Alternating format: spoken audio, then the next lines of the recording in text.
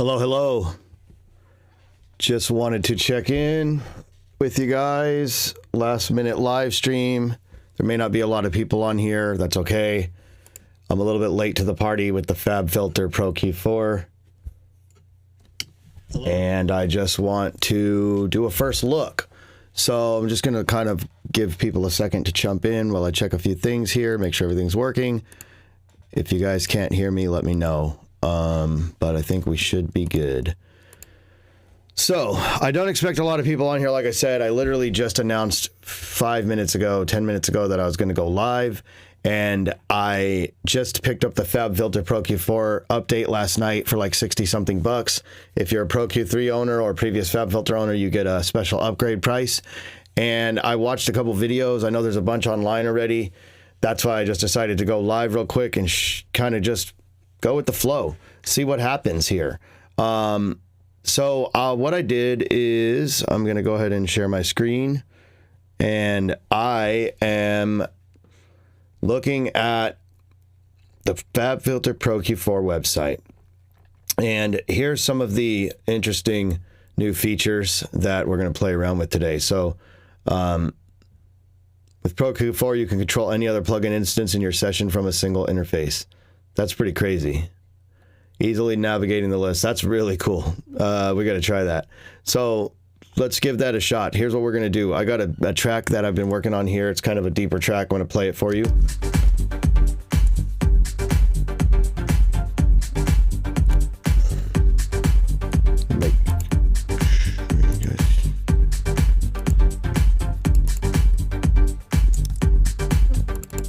You guys hear that all right?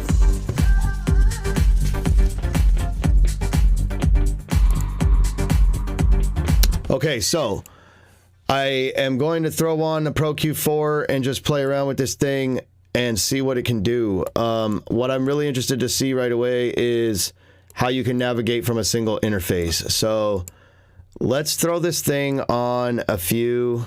I haven't even tried playing with this yet, so bear with me. Let's throw this thing on a few instances. I'll throw it on 2 instances. Now, I need to figure out how you basically get... Oh, there it is. That's pretty crazy. So you can basically see each of the Pro-Q3s and go between them on different tracks or buses. That's super cool. So let's try this. It's a little confusing to me because they're not named. So I guess if I were to rename this, I don't know if that's gonna how that works yet. Let's boost this up. The interface is nice too. I mean, this is a cool little change. I know there's some saturation features. I don't see it yet. Wait, I think it's right here. Yeah. Piano roll's still here. This looks new to me. Oh, that's just the controls.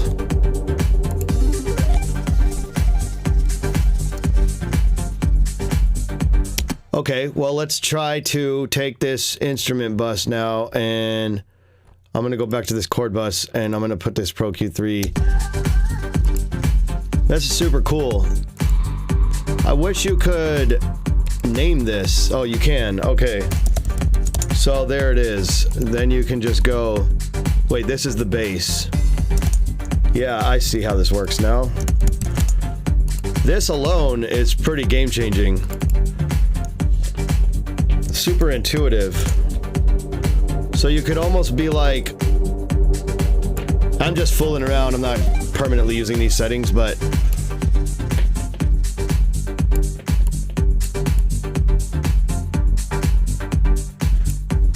Yeah, that's cool. So you can pin this to the top. What does this do? Oh, this shows you a representation of what you did in the other view. So this must be like a heat. I don't know what they call it, but that's cool. This looks new too. Well, let's see if I can roll over some of these things. The auto zoom enables will automatically enlarge when you hover above it. So let's stop the music real quick. Auto zoom button. Okay. So that's going to auto zoom these when you have this turned on. That's pretty cool too. This is the zoom right here. All right. I see that. Here's the one pinned to the top. We'll pin the base. Click the collision reference to make the other instance will show.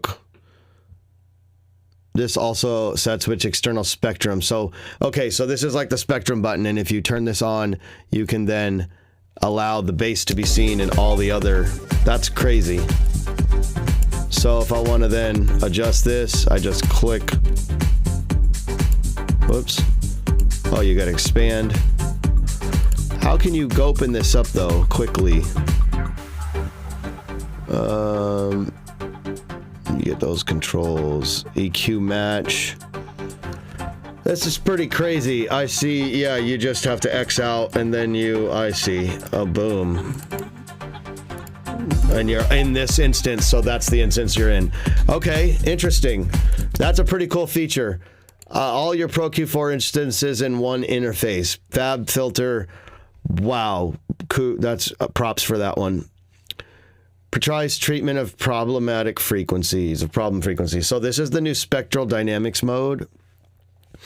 And let's see. So let's try this. Let's turn this on the bass. I'm going to just play around with the bass right now. So how do I get this? I don't see that mode.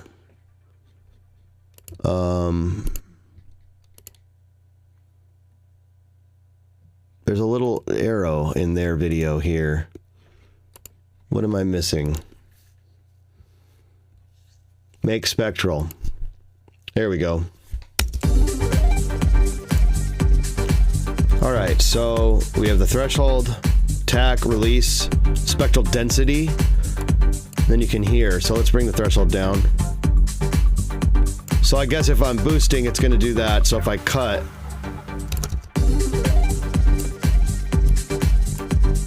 I'm going to solo this with the kick, just so I get a...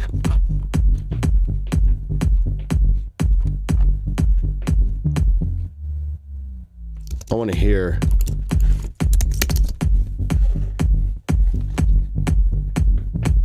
So let's see. It's giving me some boost.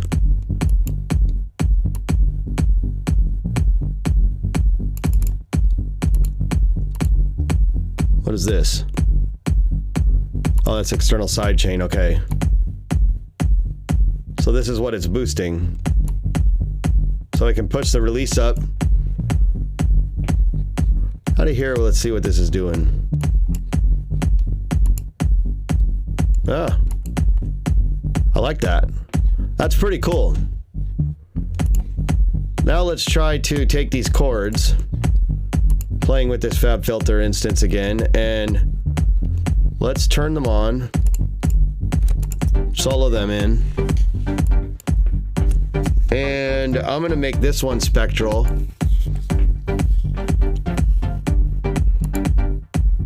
And we're gonna cut some mud where that bass is just to try. And I want to bring the threshold down.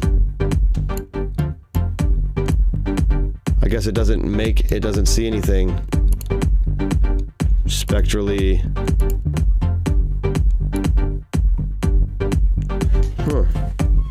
Is it on? Yeah, it doesn't seem to be doing anything there. Maybe it doesn't see anything spectrally wrong with it. Or maybe I'm missing something here. It says it's clear spectral.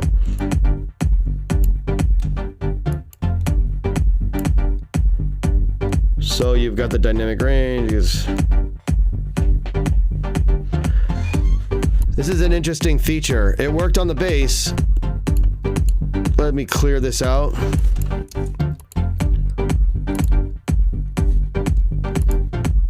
So yeah, it's working there, but I can't seem to get it to work on this one. So I'm wondering if I'm missing something here.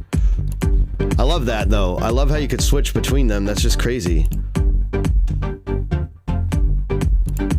It's the dynamic range. Yeah, this one doesn't seem to be doing anything here. So it looks a little grayed out. Let's try another one.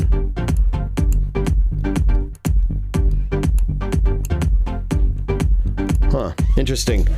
Well, I liked what it did with the base. I have to admit, the spectral density thing is cool. I'm not usually one for AI assistance and things like that too much.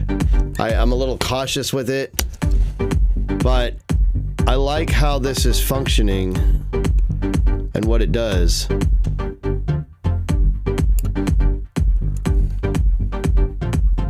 I'll need to read up on this a bit more.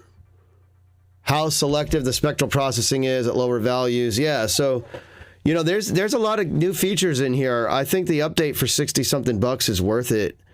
And then this is cool too. This is like a new sketch thing. I saw this on some other videos, so I guess you could just take this and, well, no, I guess I have to turn sketch mode on. I guess this might be what this is, yeah. That's crazy. So you just click and hold, and then you get like a broad sketch. I watched some videos, and people were saying it's not easy to do anything precise.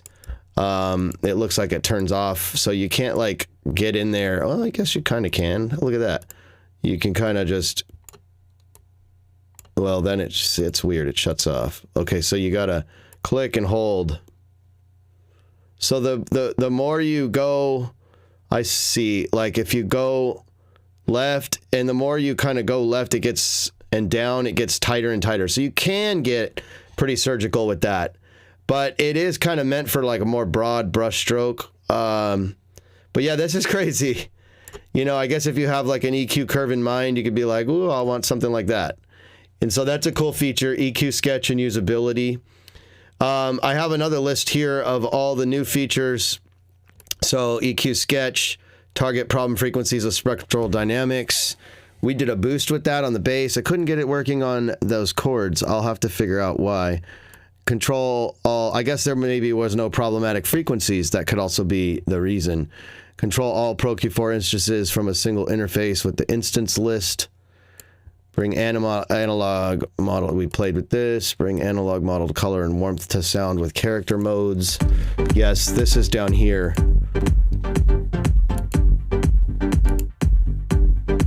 So there was an interesting thing that I noticed. Let's pull up Plugin Doctor, and I'm going to show you, let's find this plugin, FabFilter Pro-Q4. So the interesting thing is that once you turn on the so you can see there, it's not working on mine. I saw this on a video on harmonic analysis. Once you turn it on, it was supposed to update. So you can see in the clean version, the harmonic analysis is not doing much, but then when I turn this on, you're getting some type of saturation. And I also noticed in a video that I watched when they did this, they had some changes to the linear analysis, but for me, I'm not getting anything on that. Where'd my plugin go? It's behind me.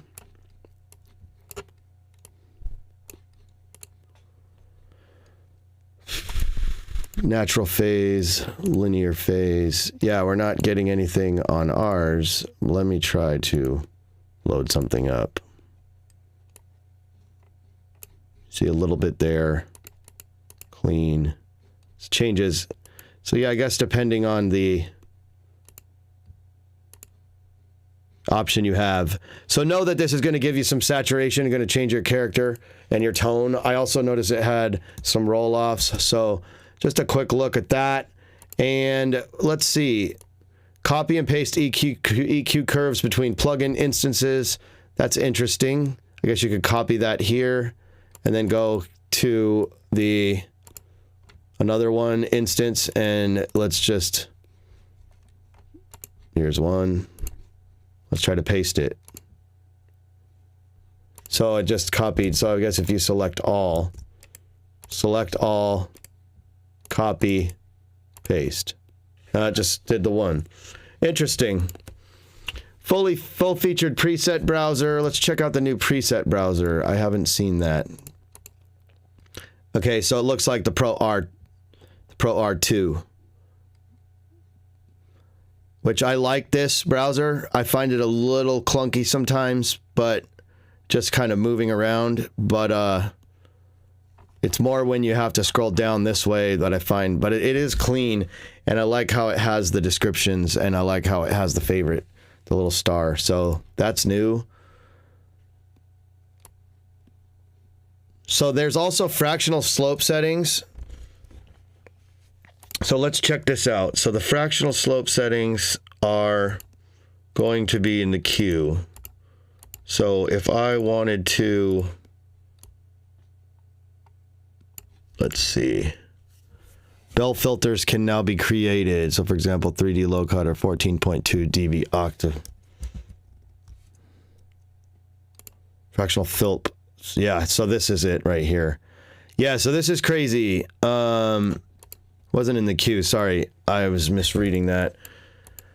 This is what they're talking about. So you can select the standard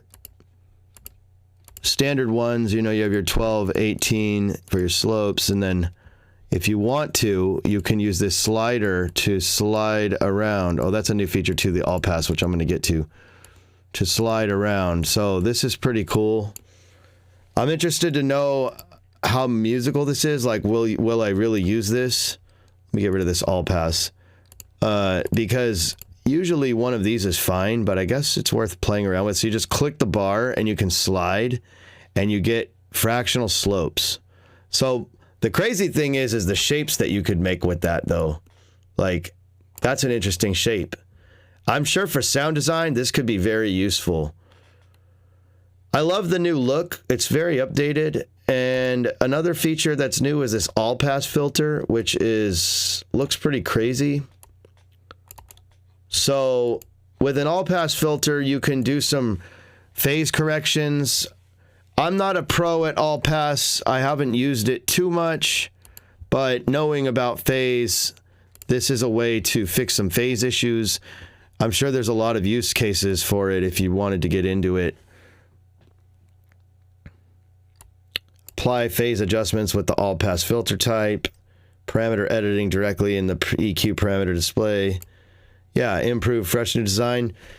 Overall, it's a pretty cool EQ, obviously. It's been one of my favorite go-tos, and this new one looks crazy. So if you're considering it being worth the update, I would suggest, if you have the $60 update price, to go ahead and check it out. I need to play with this thing more. This is the first time I've actually opened it. I thought I'd kind of share with you guys my first look, and I definitely think it's worth it. I like the fact that you can go between the different instances of the Pro-Q4. I'm not sure if I'm going to use the saturation options. I'll probably just use my existing saturations. I like the fact that you can just do a lot more with this thing, and it just has a little bit more control. The draw feature is cool. I'm not sure how much I'd use that. And I need to explore the all pass filter. Definitely updated the browser here for the presets. So, you know, if you're thinking of picking it up, FabFilter is one of my favorite plugin manufacturers.